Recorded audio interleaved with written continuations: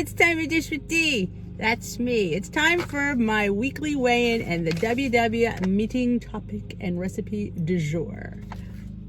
How was your weigh-in, D? It was your birthday week. How'd you do? Did you gain like 8 pounds?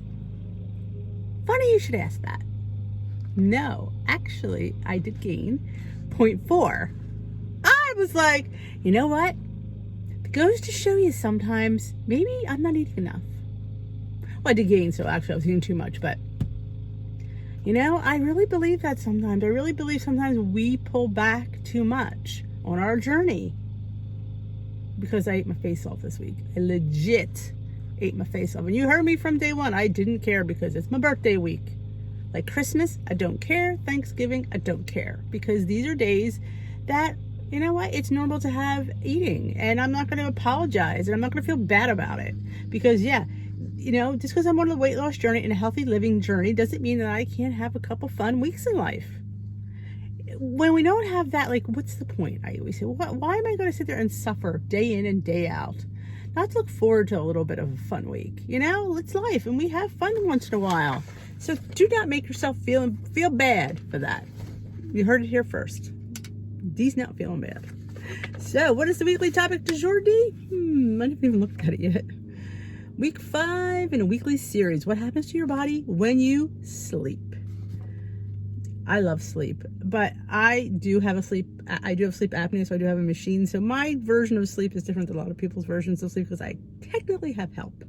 So solid sleep on a regular basis is the key to all things. When we fall asleep, our muscles relax, our heartbeat, breathing, and eye movements and brain waves slow down. Sure, it feels like you're turning off for the night. But in reality, sleep is active, complex activity. It impacts most parts of our bodies, from our brain to our heart, mood, metabolism, and can also play a role in how we feel on a day-to-day basis. And the ability to make decisions that keep us on our wellness journey. Use these steps below a few days this week to track how your sleep affects how you feel. Pro tip, turn this reflection into true moment self-care cozy nook with light music, soothing cup of decaf tea. I don't like decaf tea. I don't know why. I think it doesn't taste as good. And caffeine doesn't normally bother me. I could drink caffeine and go right to sleep. But that's not everybody. Some people are caffeine sensitive. But what I want to put out there is, before I was diagnosed with sleep apnea, I was 270 pounds.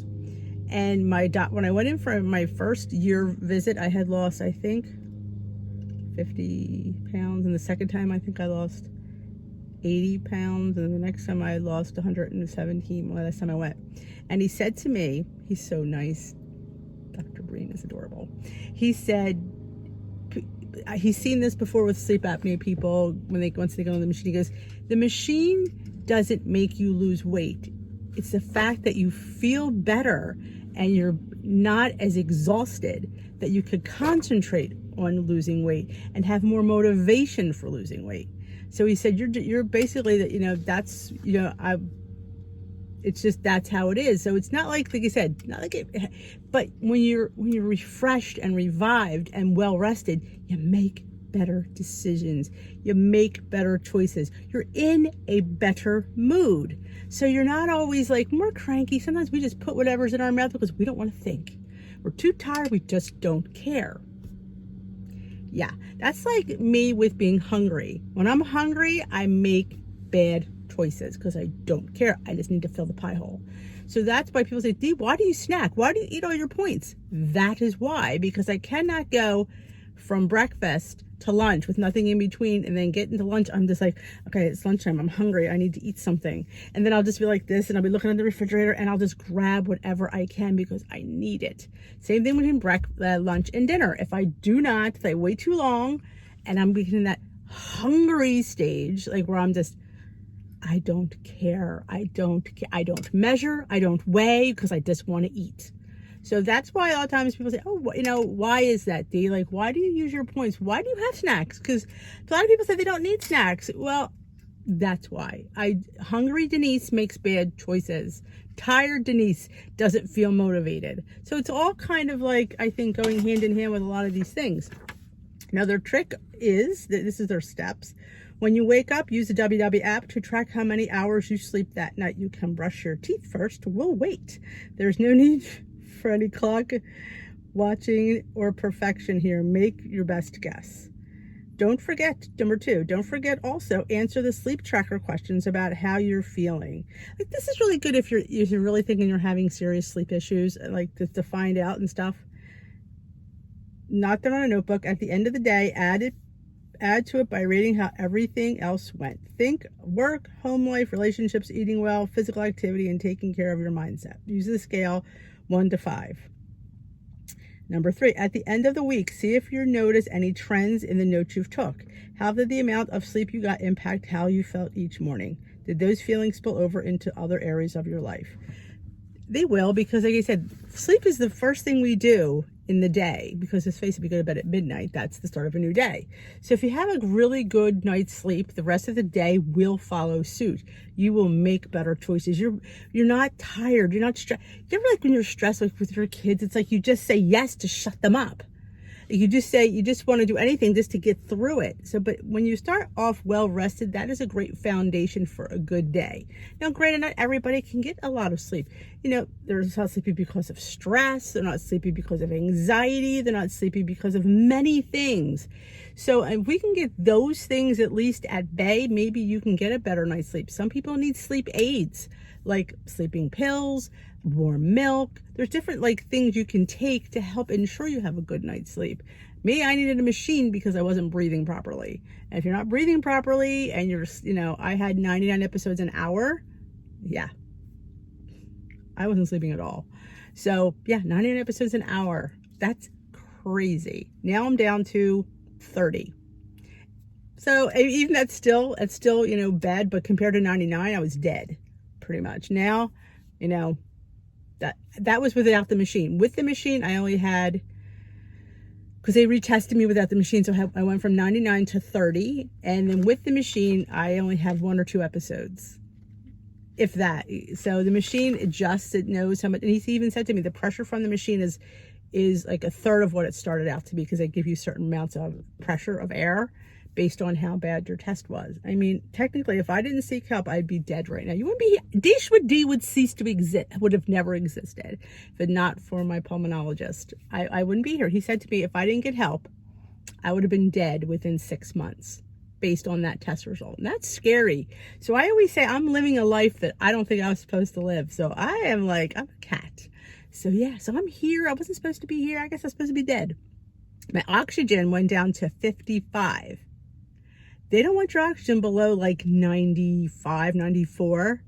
So yeah, I was losing brain cells. I'm still a little forgetful. I always say that my memory sucks, because it does, but it's gotten a lot better. It's gotten a whole lot better. But at 50, yeah, it's not good. So if you think you're having sleep apnea, please go to your doctor. Ask for a test. I did the at-home test, and like I said, I didn't have to go to a center because my insurance wouldn't pay for it. So I still did the test at home, and I still flunked.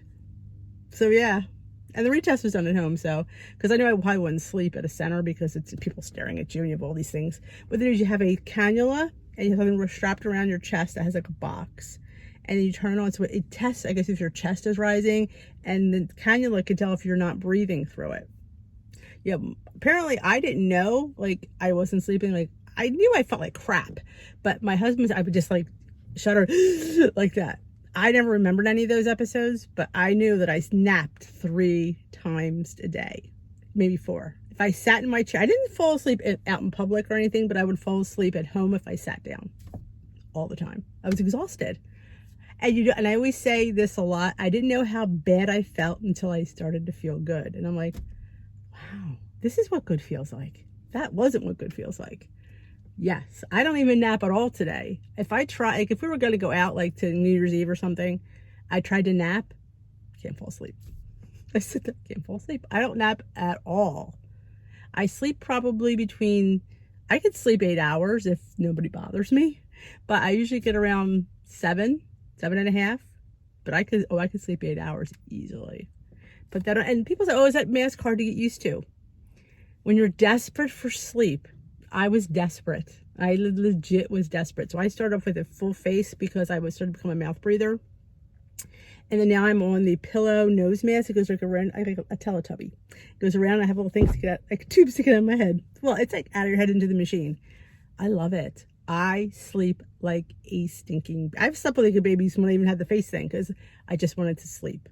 So if you're, like I said, if you're on the fence, and you will feel so much better, and you get used to it. Yes, I was a stomach sleeper. Now I am a back and side sleeper, and you, like I said, you adjust. And I look forward to going to bed every night. And I get up and I'm ready to start my day.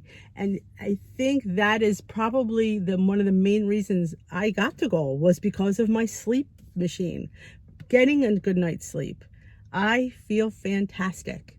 And I want everybody to feel fantastic. So like I said, if you're sitting there feeling like crap all day, sitting down and falling asleep, go get a sleep apnea test. I'm telling you, you will not regret it, getting the help that you need. And look, I lost 117 pounds. Every time I go to my doctor, he's just so cute. He's like, look at you. Look at, I'm like, I know.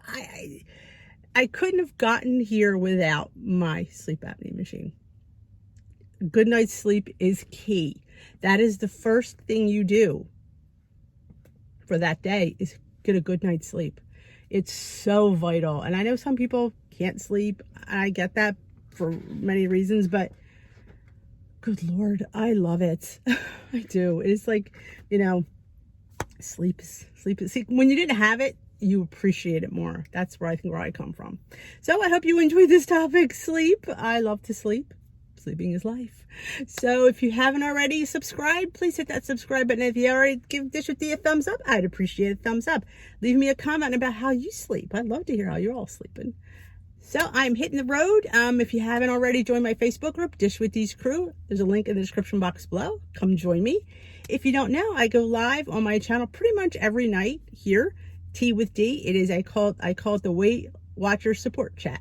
You're all welcome to join us. Come 7 p.m. Eastern time. You're all welcome to come.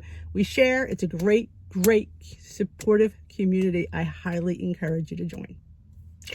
All right, we will dish another day. Bye-bye, folks.